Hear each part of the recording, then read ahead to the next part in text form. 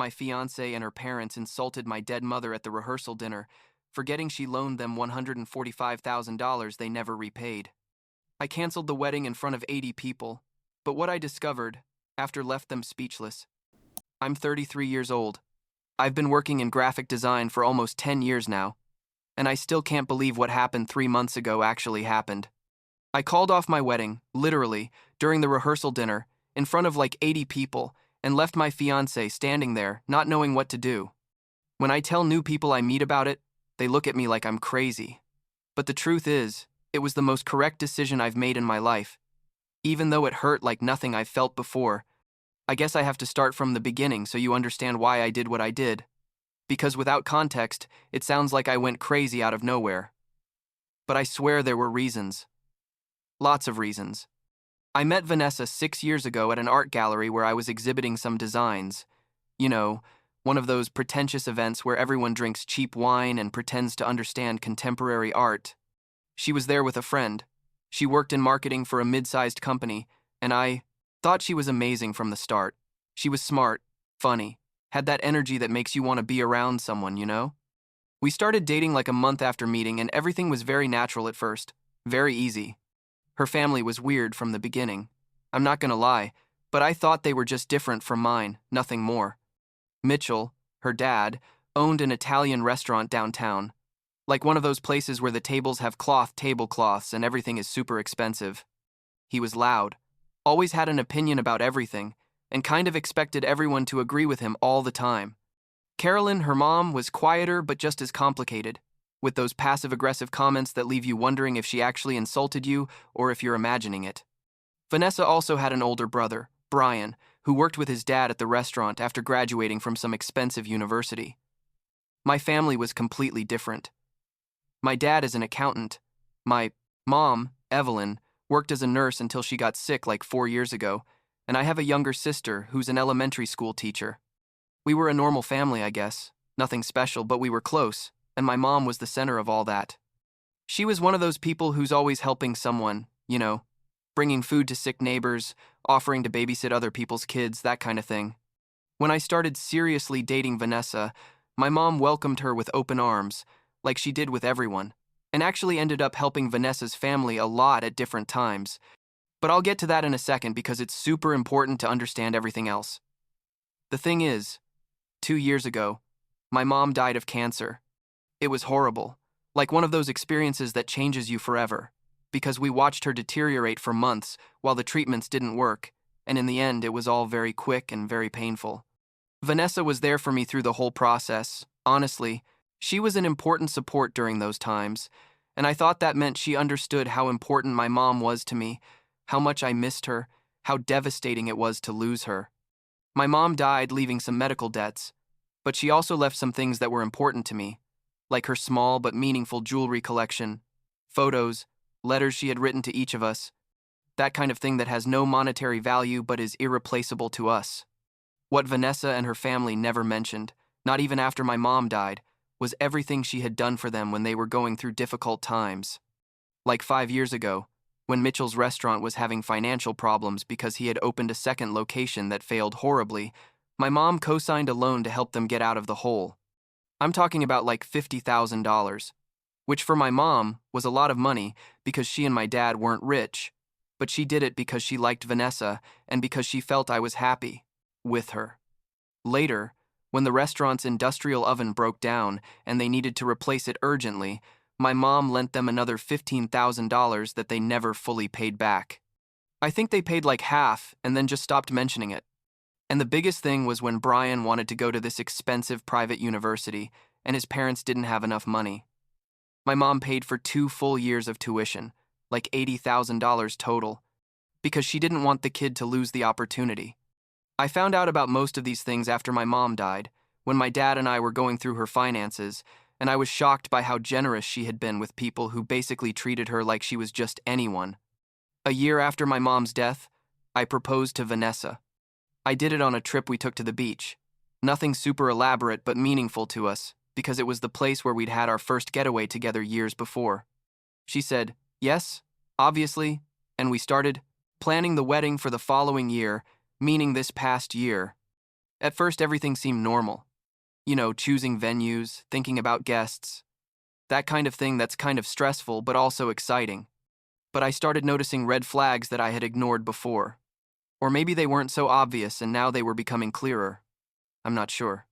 For example, I wanted to include some things in the wedding to honor my mom. It wasn't anything over the top.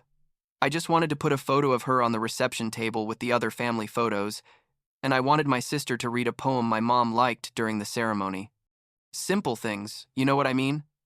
But every time I mentioned it, Vanessa would make weird faces and say things like she didn't want the wedding to be sad or that people were going to be uncomfortable if we put too much emphasis on someone who was no longer there.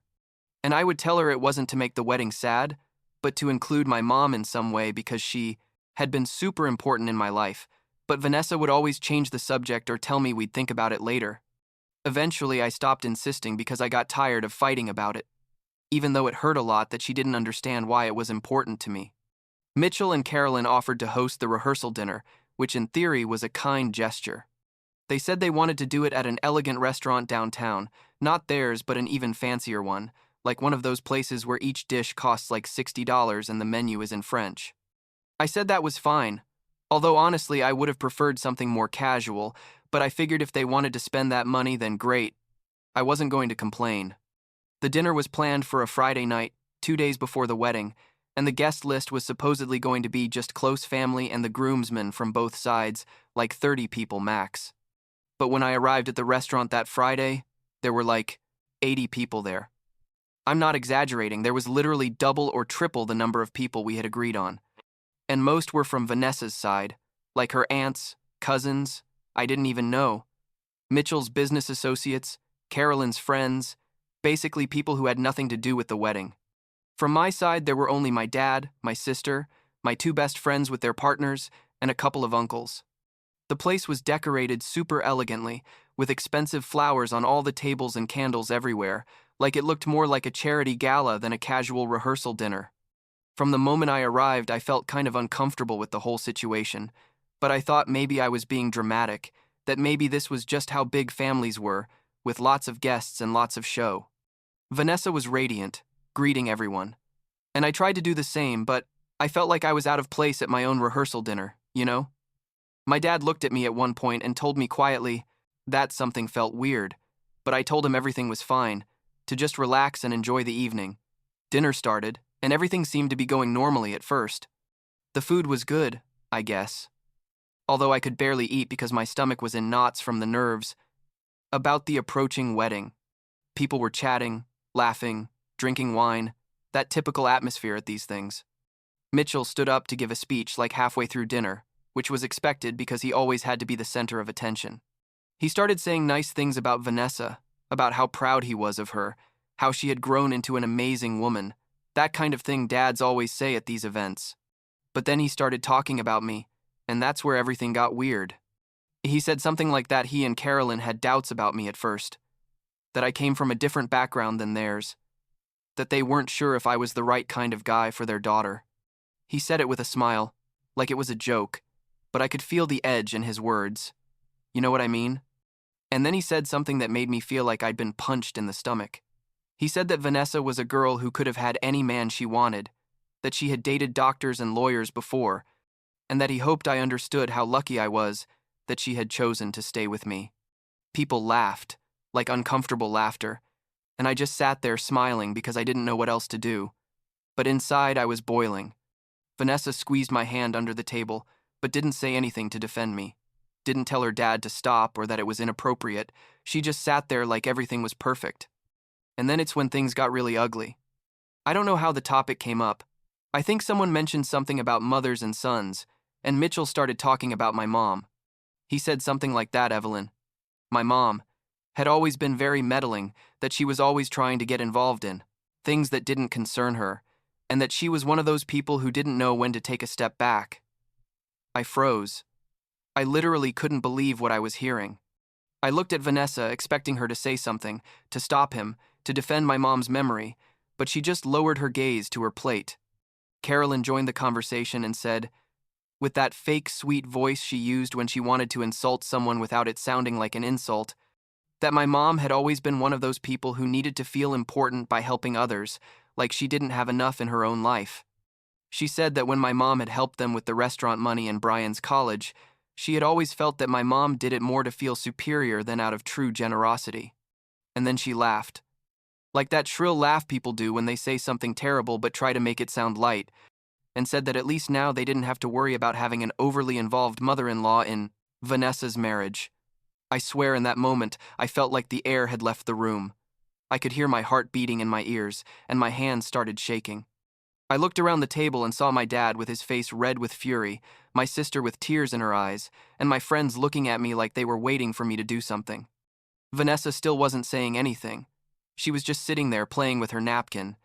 And in that moment, I realized that she had heard her parents talk about my mom like this before, probably many times, and had never done anything to stop them. I stood up from the table, not so fast as to make a scene, but firmly enough that everyone noticed. I told Mitchell, in a voice that sounded calmer than I felt, that I wasn't going to sit there listening to him insult my mom's memory, especially considering everything she had done for his family. I reminded him, in front of all those guests, that my mom had co-signed his loan when his business was going under, that she had lent him money they never paid back, and that she had paid for Brian's college when they couldn't afford it.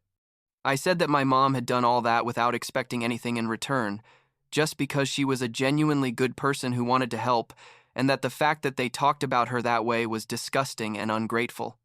The entire restaurant went silent.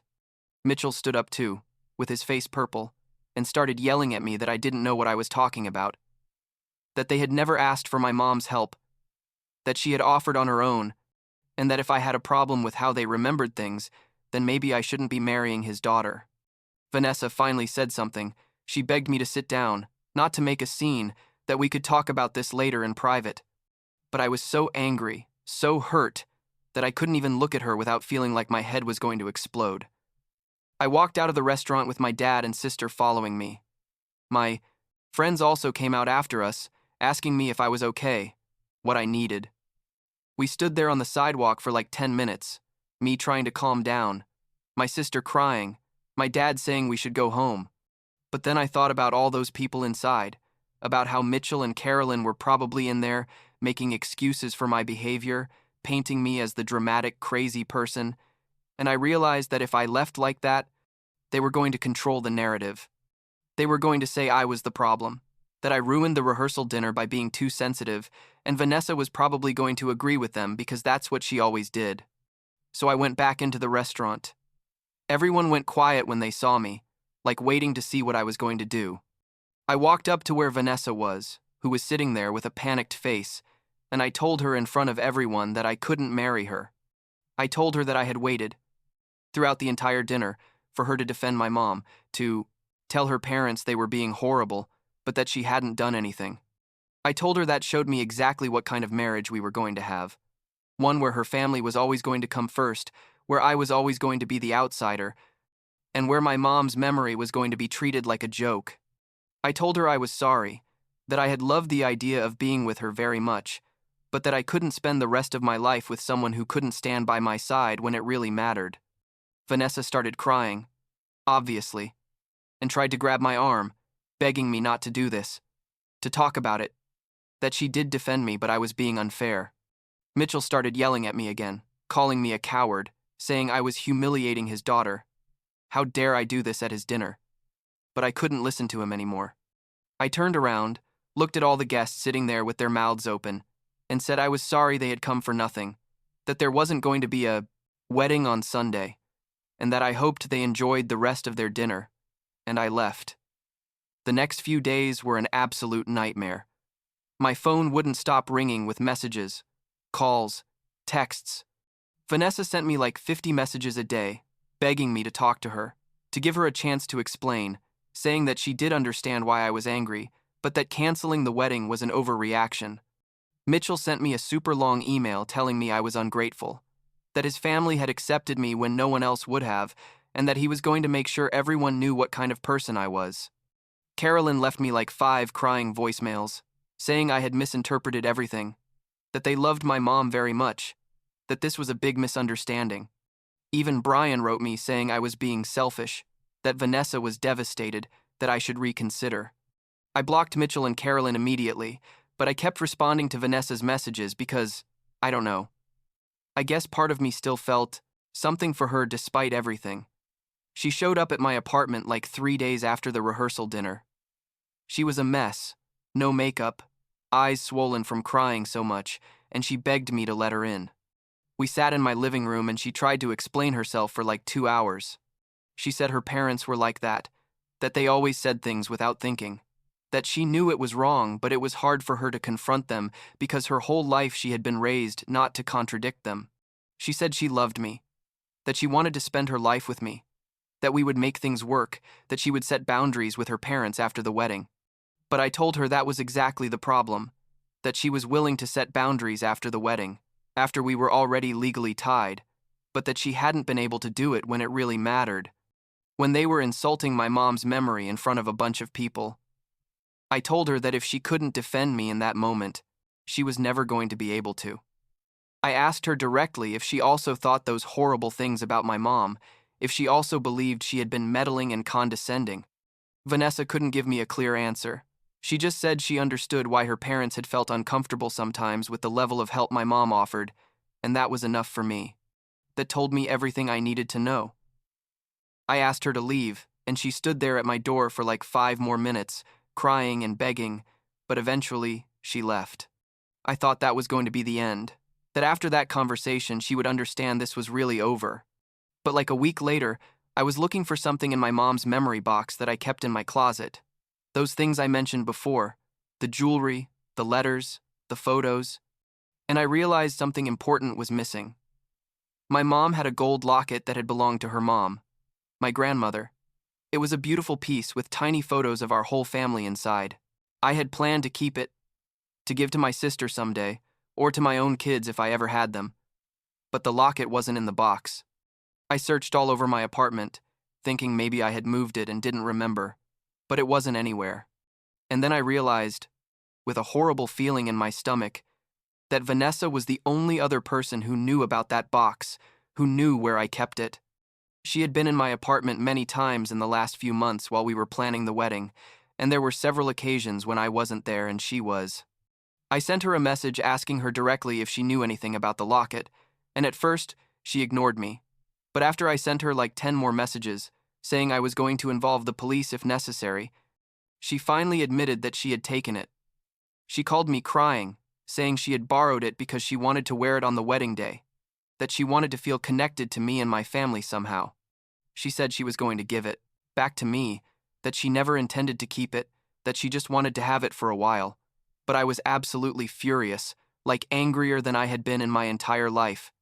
I told her that wasn't borrowing something, that was stealing, that she had taken one of the few things I had left from my mom without even asking me. I told her I wanted the locket back immediately. That same day, or I really was going to call the police. Vanessa told me the locket was at her parents' house, in her old room, and that she couldn't go get it at that moment because she was at work. She gave me the address, which obviously I already knew, and told me her parents weren't home, that I could go get it if I wanted. I didn't want to have to go to that house, didn't want to see those people ever again, but the locket was too important to leave it there.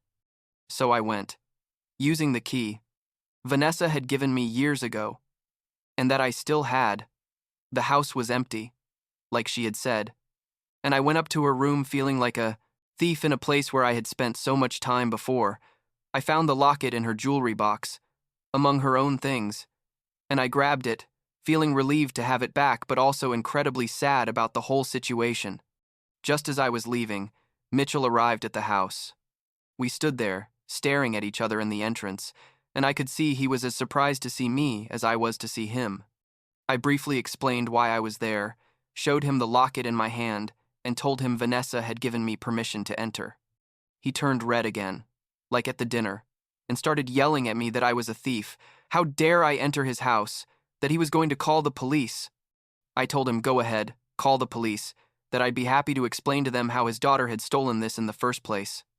We stood there in a kind of standoff for a moment, until finally he realized he had no power over me, that I was no longer going to be part of his family, that I didn't have to put up with his yelling or his threats ever again. I told him I hoped to never see him again in my life, that his family had treated my mom and me like garbage despite everything she had done for them, and that, honestly, I felt sorry for Vanessa, for having grown up with such horrible parents. And I left, with the locket safe in my pocket. That was 3 months ago. I blocked Vanessa after the locket incident, blocked her whole family, even blocked some mutual friends who kept trying to convince me to give her another chance. My dad told me he was proud of me for defending my mom's memory. My sister told me she would have done the same. My friends, the real ones, supported me completely and helped me get through the first few weeks, which were the hardest. Do I regret it? No. Honestly, I don't. Sometimes I get sad thinking about the 6 years I spent with Vanessa, about all the plans we had, about the life I thought we were going to build together. But when I think about how her parents talked about my mom and how she sat there without saying anything, I know I did the right thing. My mom always taught me to respect others, to be generous, to help when I could. And she deserves to be remembered with love and respect, not as the butt of cruel jokes from ungrateful people who took advantage of her kindness. I couldn't marry someone who didn't understand that, who couldn't defend that when it mattered most. The locket is now in my dad's safe, where it should have been all along, and I'm trying to rebuild my life without Vanessa in it. It's not easy, but it's the right thing, and that's enough for now.